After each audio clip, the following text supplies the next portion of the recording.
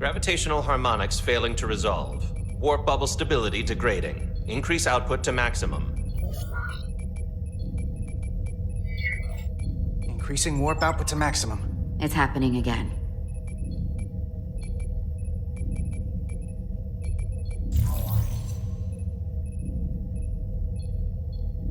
It is evident that presently, the Resolute cannot achieve warp propulsion. Since our diagnostics rule out any problems with our warp systems or anything about the ship, the problem appears to be the fabric of space itself. Space itself? You're saying something about this region of space prevents warp travel? Prevents it, or can't sustain it. However improbable, that appears to be the case. We need to know more. Otherwise, it'll be an extended stay in the Hotari system. The storm didn't stop us from leaving space dock and traveling here. But could it still be causing this interference with warp travel? We must follow sound investigatory principles. Do not let an assumed conclusion drive your analysis. Sometimes we need a little inspired thinking, Mr. Chovak. Captain Solano is on his way back from the negotiations, and I want to have some answers for him when he gets here. Indeed. Given the facts at hand, we may be able to deploy subspace probes around the ship to construct a clear picture of the phenomenon. Around the ship. I'll prep a shuttle.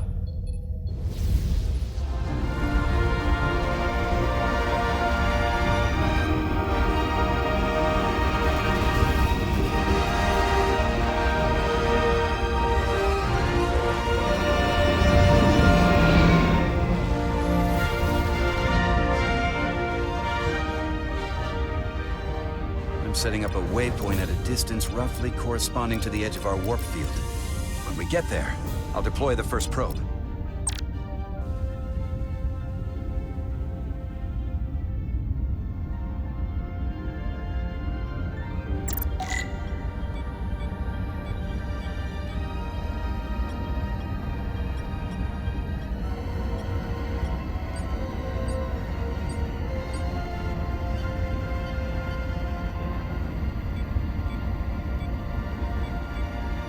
Commander Westbrook, the Resolute systems are calibrated to receive the probe's readings. We are standing by to reproduce the warp field collapse after the first probe is deployed. Thank you, Mr. Chovak. We'll be in position shortly. And, Mr. Diaz, do take care in piloting the shuttlecraft. Now is not the time to indulge in the human penchant for joyriding. Chovak probably isn't such a fun guy to work for, huh?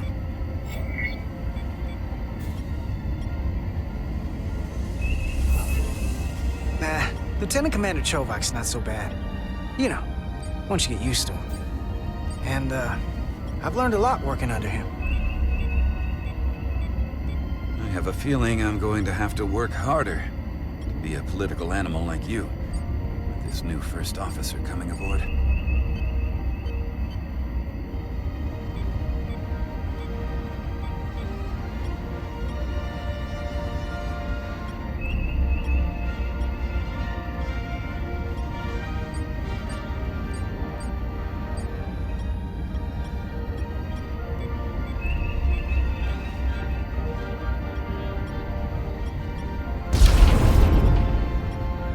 This is far enough.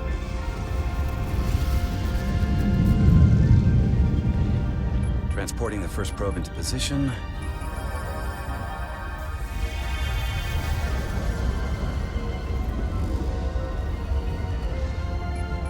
Westbrook here. The first probe is deployed. Understood. We are reading it. We are about to replay the simulation.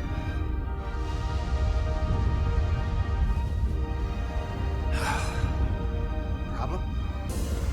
Don't get me wrong. Things are definitely trending up with Commander Rydek. She's put my ideas into action. And she listened to me when your life was on the line out on the hull. That sounds like a good thing. It is.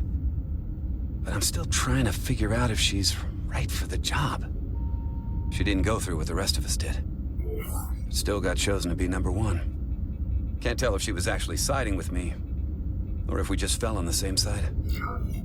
Well, yeah, but she's lucky she didn't go through what we did. You can't hold it against her. Actually, I think I can, even if I shouldn't.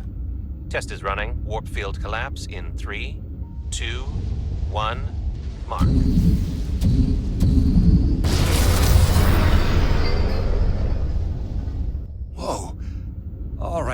is definitely a problem with the fabric of space. We need to get another probe out there.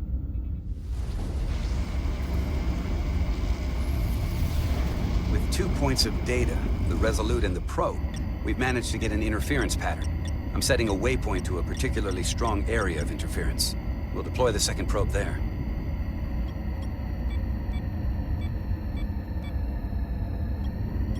Listen, I'm gonna give you a piece of advice I wish someone had given me. Make sure you're never just one thing. And don't get so focused on what's in front of your face that you lose sight of the big picture. Before Rydex showed up, the captain pulled me into his ready room and told me he didn't think I had the people skills to be first officer. What a load of crap. I mean, if he'd said that about Chovak, sure. Is that why you're being so friendly to me? Politics? That would be clever, but I think you give me more credit than the captain does. You're all right, Diaz. And you've got potential. You're a capable engineer. You're good in the field. Keep up the good work, and who knows? A solid jack of all departments like you could be Commander-in-Chief of Starfleet one day.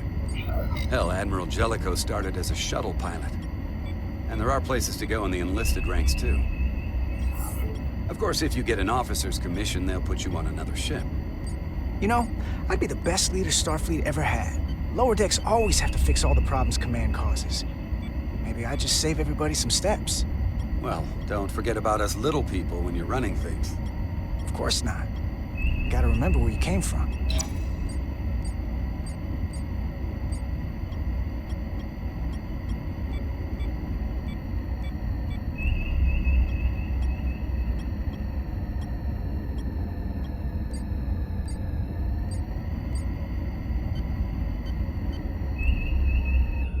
Here. This is close enough. Stop the engines. Deploying the probe.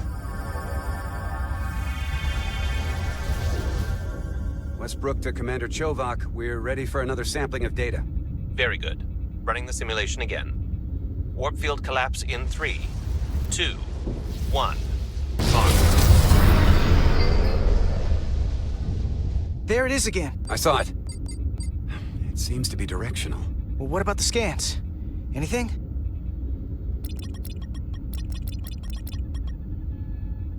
Here's the readings in relation to our local space. We've got the Resolute, Otari Prime, and the probes. All this interference is overloading the sensor buffers. We're gonna have to triangulate the sensors manually.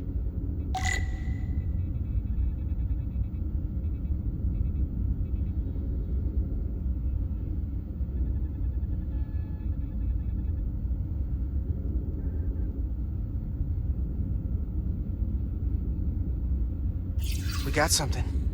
These markers indicate peaks in the gravimetric interference patterns. Let's see if I can find some more.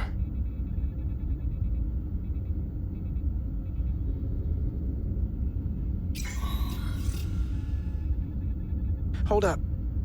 This is coming from the moon. A beam that blocks warp travel. Aimed right at us. Someone is doing this intentionally. I don't know how they're doing it. This is like nothing I've ever seen. We're under attack and we didn't even know it. We need to stop them. Unplug whatever it is they're hitting us with. Now, look here. It's current readings of the ion storm. These concentrations, they line up with the interference pattern. The storm and this beam, they're coming from the same place. Carter, whatever petty local conflict brought us here, it's just a small part of something much bigger.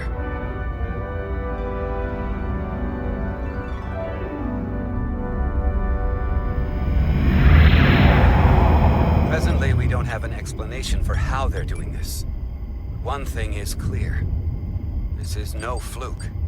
Thank you, Mr. Westbrook. I want a full briefing when I'm back on board. Solano out.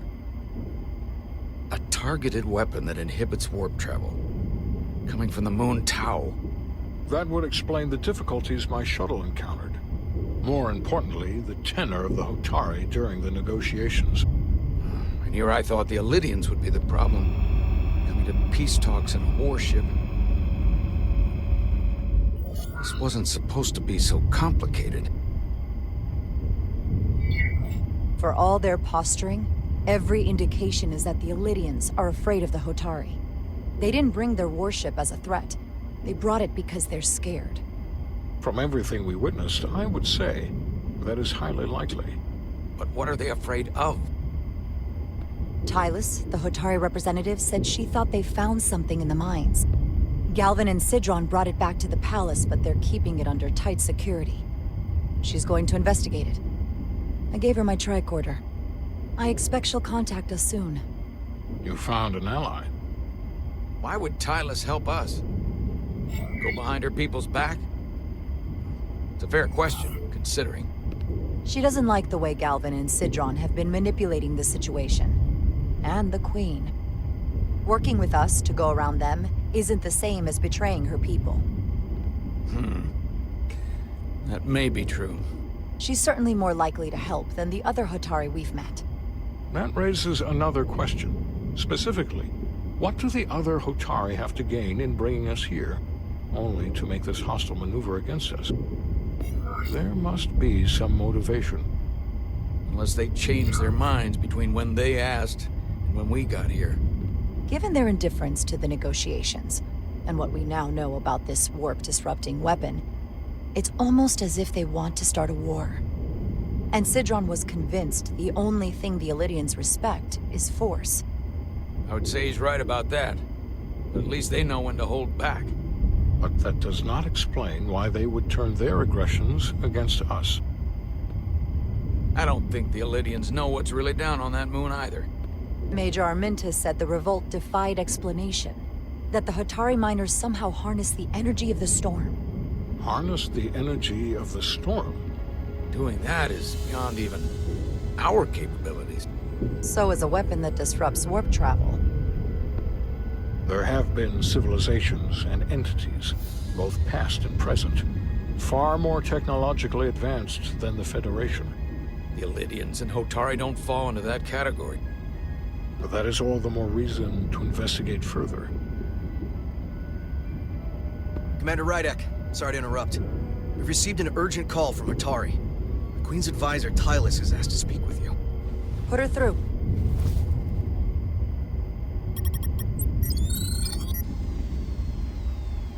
Galvin and Sidron are still with the Queen. I've enlisted help to gain access to the room they have under guard. I don't have much time. I'm not supposed to leave my post. It's only for a moment. I so appreciate your help.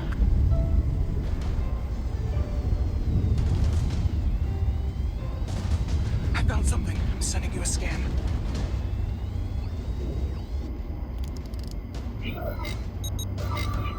Got it. Tylus, if we needed to gain access to the mines on Tau, is that something you could help us with? I suppose it wouldn't be easy, but I have to go. Tylus. Can we reconnect? Sorry, Captain. We've lost all contact. We can only hope she escaped without harm. It was hard to tell.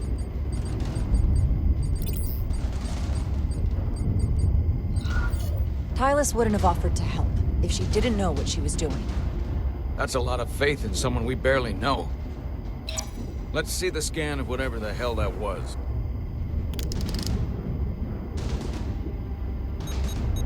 Tylus suspects this came from the mines on Tau. It appears to be of ancient origin, but the markings are unfamiliar. We can run a full analysis when we get back to the Resolute. But if this came from the mines, then it might be the key to how they got the upper hand against the Illidians. Then we have to go into the mines. The Federation would not allow that. We were, after all, sent here to be a neutral party in a peace negotiation. However, we could demonstrate that the Hotari have acted in bad faith, which would enable us to investigate the mines on Tau with full justification. But of course, we would need conclusive proof before taking action. Otherwise, it could put us in a difficult position. Whatever this artifact is may be proof enough. At least to satisfy the Federation. Especially if we can show the Hotari are controlling the warp disruption. And targeting the Resolute. We may have a better understanding once we analyze the device. But a mission to the mines, covert or otherwise, is not out of the question. And I will handle the Federation.